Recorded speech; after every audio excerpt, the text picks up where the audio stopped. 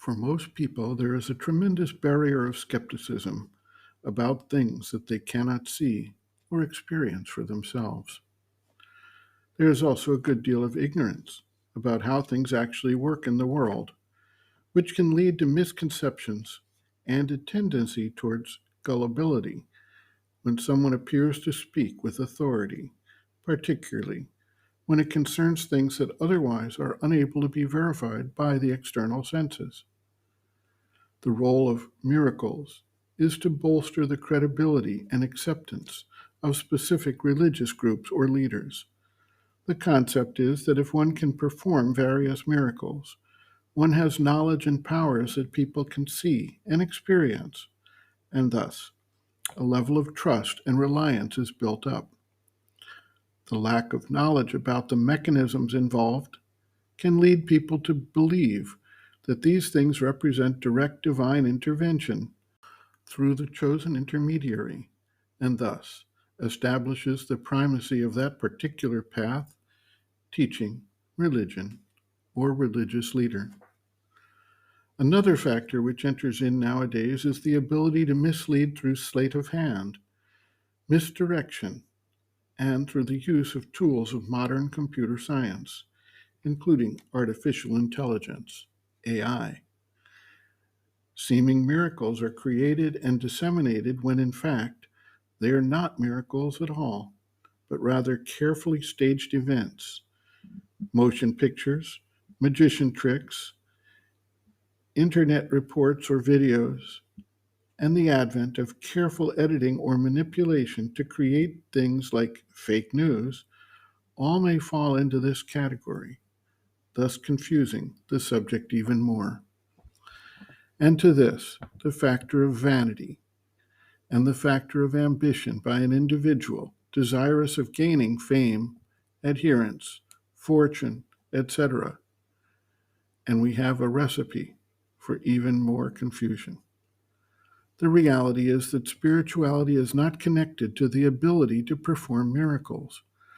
While new powers may develop as the result of spiritual practice, these are more general developments available not just to create belief or adherence to a specific religious leader, but become natural developments of the evolution of consciousness, such that, as humanity reaches a general point of readiness, these powers will begin to appear across larger numbers of people.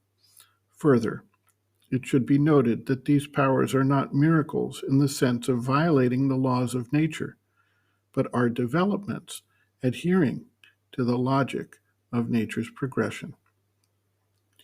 In her Questions and Answers, 1929, 14th April, the mother wrote, quote, "Ambition has been the undoing of many yogis.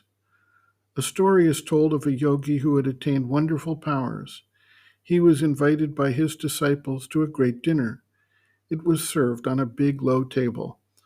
The disciples asked their master to show his power in some way.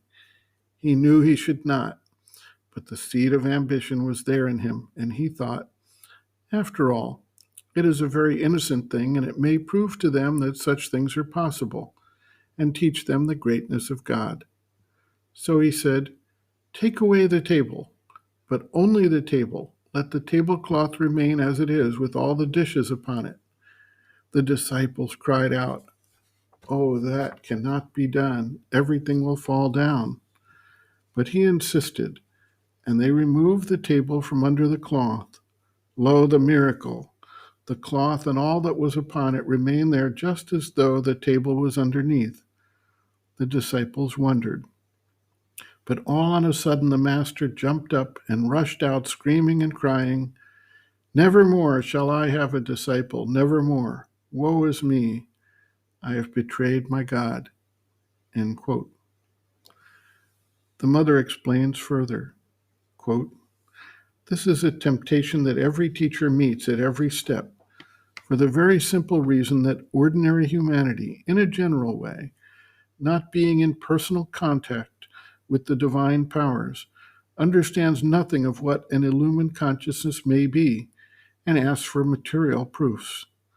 It is on this demand that most religions are established, and for reasons which I may very frankly call political, they have put at the origin of their religion a more or less considerable number of miracles as having been performed by the founders, and they have thus more or less crudely encouraged among ignorant people the taste, the necessity, for seeing what they call miracles in order to believe in the divine power of a person.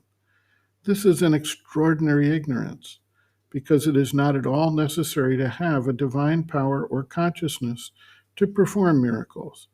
It is infinitely more easy to perform miracles with the help of small entities of the vital world, who are material enough to be in touch with the physical world and act upon it, than to live in the consciousness of the higher regions and to work upon nature only through the intermediary of all the other domains.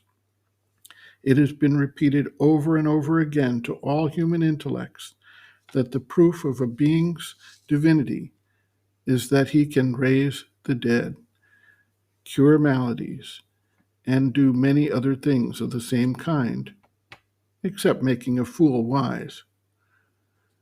Mother added later, "This is a Mohammedan story, I believe, as it was said that Jesus raised the dead, healed the sick, made the dumb speak, gave sight to the blind. One day an idiot was brought to him to be made intelligent, and Jesus ran away. 'Why did you run away?' he was asked. 'I can do everything,' he answered, 'except give intelligence to an idiot.' Well, I guarantee that this is not a proof. It proves only one thing, that these masters are in contact with the powers of the vital world, and that with the help of those beings they can perform these miracles. That's all." End quote.